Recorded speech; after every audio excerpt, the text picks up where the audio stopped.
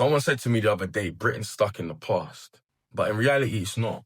Britain isn't stuck in the past. It's grieving a version of itself that never actually truly existed. That's what Paul Gilroy calls postcolonial melancholia. And you can see it everywhere right now. There's something happening in Britain that people can feel, but a lot of us can't always name. This tension, the defensiveness, this panic about identity, borders, statues, flags, accents, culture, British values. Paul Gilroy gave us the language years ago. Postcolonial melancholia. It's not nostalgia, it's grief. It's their grief for empire. It's their grief for dominance. It's their grief for a world where Britain imagined itself as the center and didn't have to negotiate its identity with anyone else. And when that world ended, Britain didn't mourn honestly. It didn't confront the violence, the extraction, the hierarchy, or the exploitation that built its power. It tried to move on without doing the emotional work. And when you skip grief, it comes out sideways.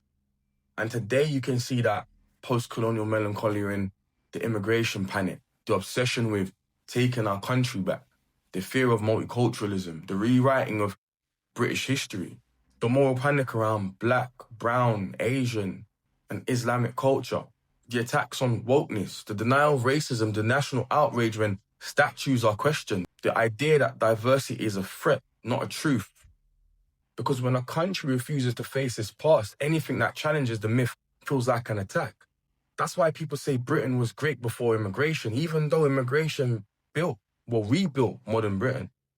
That's why some people see multicultural Britain as chaos, when it's actually the most accurate reflection of Britain's global history. Post-colonial melancholia isn't about the past, it's about the present being too honest. Gilroy's point was simple and devastating. If Britain can't confront empire, it can't understand itself. And if it can't understand itself, it can't understand us. And that's why our presence feels political, because we make it political, because our existence interrupts a fantasy. The cure isn't silence, it's truth, an uncomfortable truth, historical, lived truth. Because a country that refuses to mourn its past will keep making the same mistakes. Comment Insight and I'll send you my full newsletter breakdown on post-colonial melancholia.